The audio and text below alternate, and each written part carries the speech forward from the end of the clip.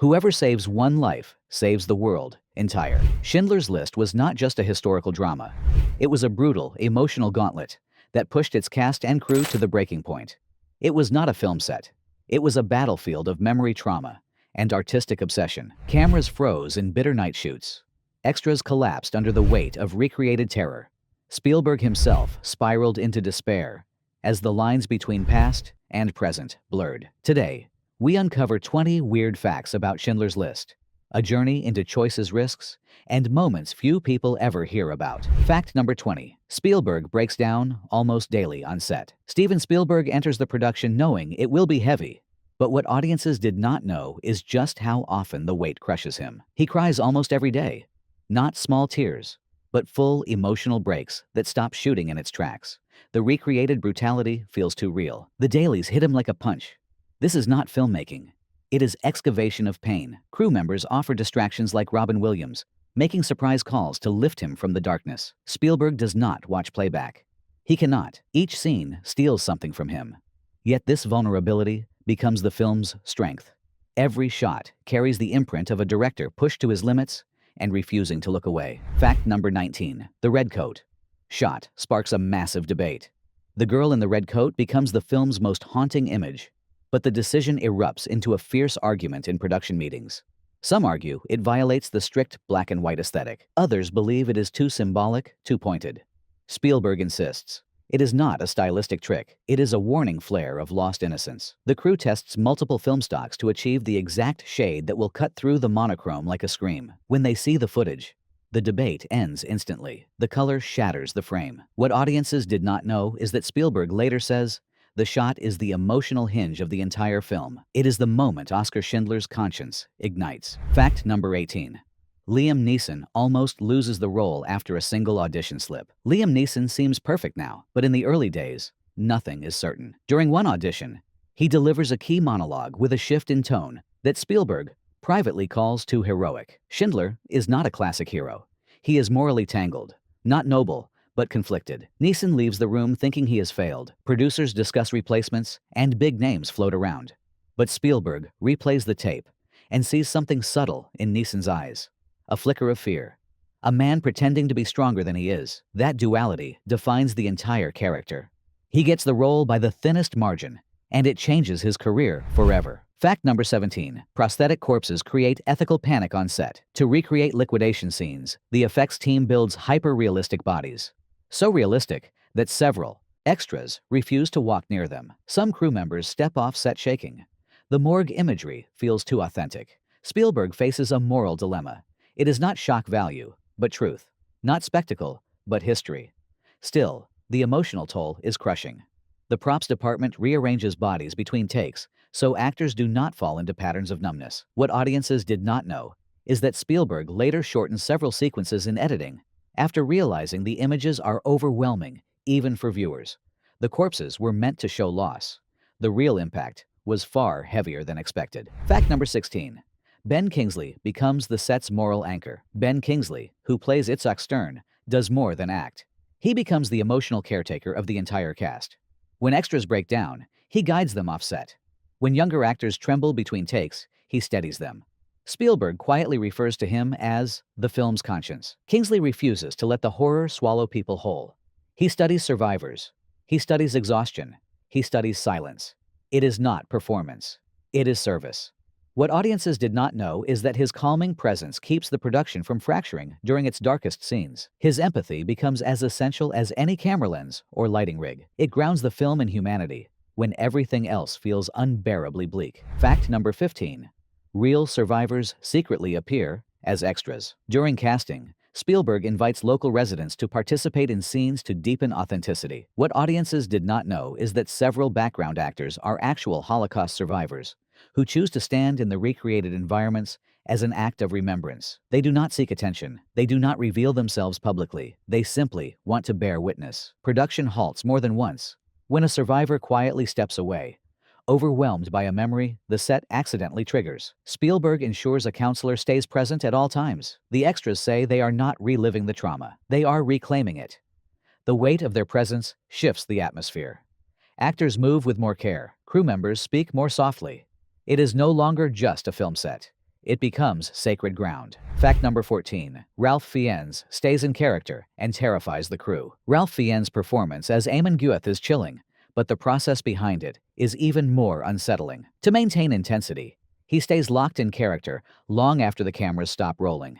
He walks with Gueth's posture. He speaks with Gueth's clipped tone. The transformation shakes people who pass him between takes. One wardrobe assistant says seeing him on set is like meeting darkness in human form. It is not method acting for theatrics. It is immersion. Fiennes later explains he needs to hold the mindset to deliver the brutality with honesty. Some extras avoid eye contact. Others flinch when he approaches. The fear you see in the film is not acting. It is instinctive. Fact number 13. The crew refuses to film in certain areas out of respect. Although production takes place in Poland, Spielberg chooses not to film inside the real Auschwitz out of ethical concern. However, even filming near the perimeter triggers strong reactions among the crew. On scouting days, some refuse to cross certain thresholds. Others ask for time alone before stepping onto the grounds. Spielberg states that the location is too spiritually heavy for staged scenes. Instead, he reconstructs environments with meticulous accuracy. It is not replication. It is reverence. What audiences did not know is that the emotional resistance of the crew directly shapes the film's geography. They treat the real site as a memorial, not a backdrop. That decision becomes one of the film's most important moral boundaries. Fact number 12. Shooting in black and white creates technical disasters. Black and white film seems simple, but it becomes one of the production's biggest nightmares. Shadows swallow detail. Light bounces unpredictably. Snow looks blown out. Skin tones shift dramatically under even small changes in angle. Spielberg insists on doing it the old-fashioned way, with film stock, rather than digital processing. It is not nostalgia. It is precision. The cinematography team spends hours adjusting contrast grids and lens filters to keep scenes readable. Some dailies are so dark that Spielberg initially considers reshooting entire sequences. But then he sees the texture, the grain, the way the visuals feel like historical memory instead of staged reality. What looks like a limitation becomes the film's most hypnotic aesthetic advantage. Fact number 11. A critical scene breaks Neeson emotionally and shuts down production. There is a moment late in the film when Schindler realizes the enormity of what he has done and what he failed to do. Filming this scene fractures Liam Neeson. He begins delivering his lines, but his voice falters. His breath shortens. He cannot continue. It is not performance. It is collapse. The room goes silent. Spielberg walks over but says nothing. He simply waits. The crew lowers equipment as if in mourning. After several minutes, Neeson tries again and again. The emotions overtake him. The production halts for nearly an hour. When they finally capture the take, everyone knows they have witnessed something raw and unrepeatable. It is not acting. It is truth breaking through the surface. Fact number 10. The gas chamber scene causes mass panic among extras. One of the most harrowing sequences to film is the shower scene, where prisoners fear they are about to be executed. Although everyone knows the water is safe, the environment overwhelms them. The cold tile, the echoing metal doors, the clanging boots in the hallway. Several extras begin shaking uncontrollably. One faints.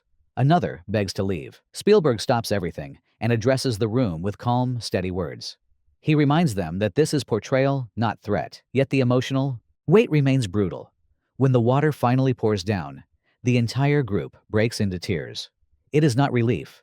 It is release, mid-roll hook. And if you are still here, witnessing how deep these truths run, go ahead and like and subscribe, because the next facts descend even further behind the scenes. Fact number 9. The real Schindler Jews visit the set and change its energy. During production, several survivors saved by Oskar Schindler visit the set. Their presence transforms the air. Crew members stand taller. Actors soften their movements. Filming pauses as survivors share memories that are quiet, simple, and devastating. One touches a prop suitcase and whispers a name.